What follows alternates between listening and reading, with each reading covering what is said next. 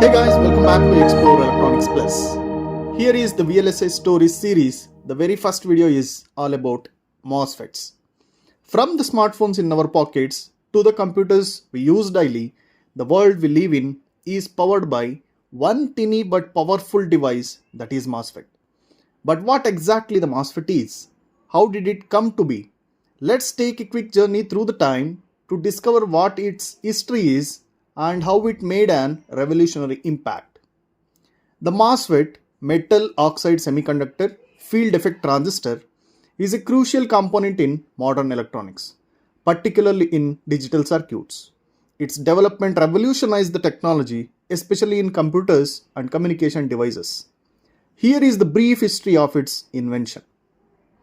In the late 1940s, the world saw the birth of transistors, an invention that would forever change the landscape of electronics itself. It's developed by Bell Labs. The first transistors were bulky, inefficient, and often difficult to manufacture, but they provided to be critical breakthrough in replacing the vacuum tubes, which were large and prone to failures. By the time of 1950s, transistor has become more reliable, evolving into BJTs, that is bipolar junction transistors, which are more powerful versions, but still they have some limitations. Particularly BJTs are more power consumption devices. That's why there is an alternative required for that. Now comes the MOSFET. The idea of MOSFET comes in 1959. MOSFET is the metal oxide semiconductor field effect transistor. That is an innovative idea by two scientists at Bell Labs. Mohammad Atallah and Devon Kang come up with an innovative idea that would pave the way for modern computing. They designed a new type of transistor built on silicon wafer using a thin insulating layer of oxide sandwiched between a gate, that is metal gate, and a semiconductor below that. This is a new design offered a key advantage in low power consumption compared to BJTs what we have. Because of it didn't rely on the movement of current between the transistor parts directly, but rather control the flow of electricity between by applying the voltage from the gate. In 1960s, Atallah and Kang built the first prototype of the MOSFET, and by 1963 they patented the technology also.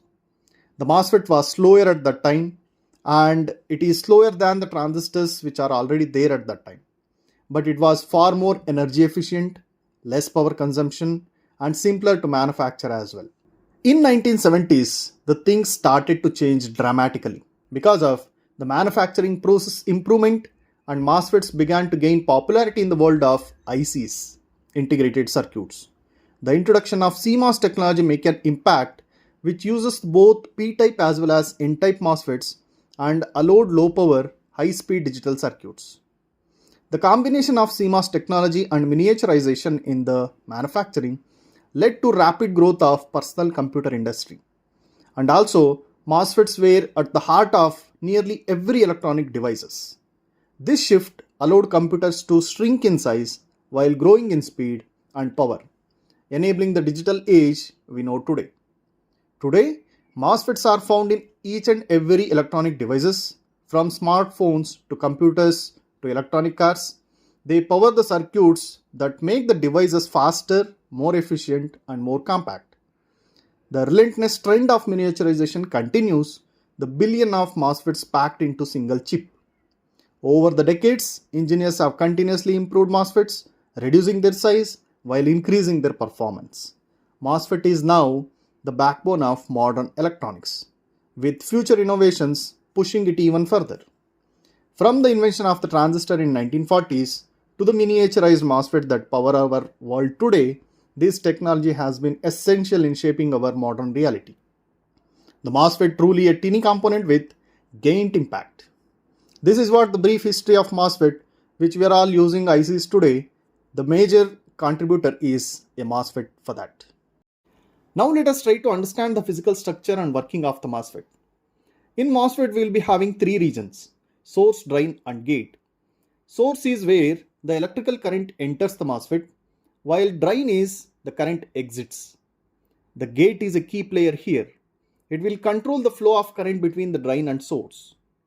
and gate voltage is responsible for creating the channel, creating the path for current between source and drain. Without gate voltage, there is no current exists. We say the transistor is off.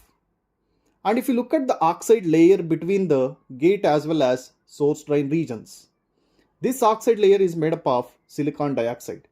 It serves as an insulator. It will not allow any current directly from gate to source or drain or to the substrate. Now this gate is controlling the current flowing in between the source and drain. There are two types of MOSFETs. One is N-channel MOSFET, another one is P-channel MOSFET.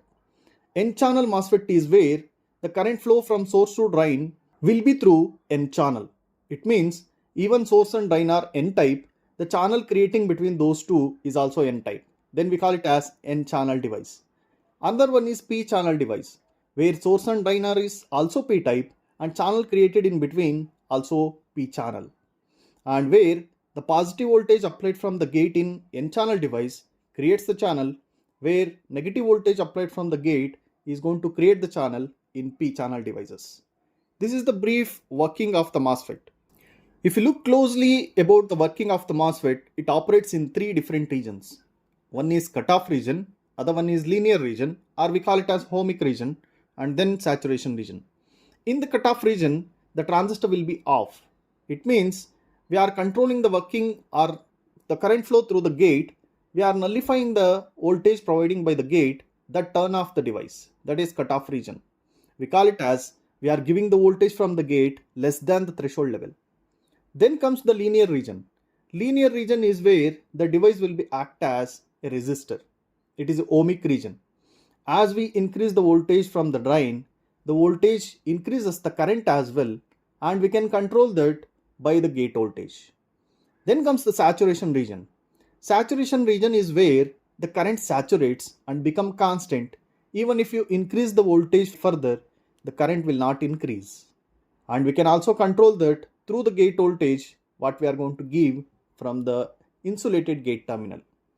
This is the brief history as well as working of the MOSFET, where you can deep dive into the working of MOSFET and circuits in my channel.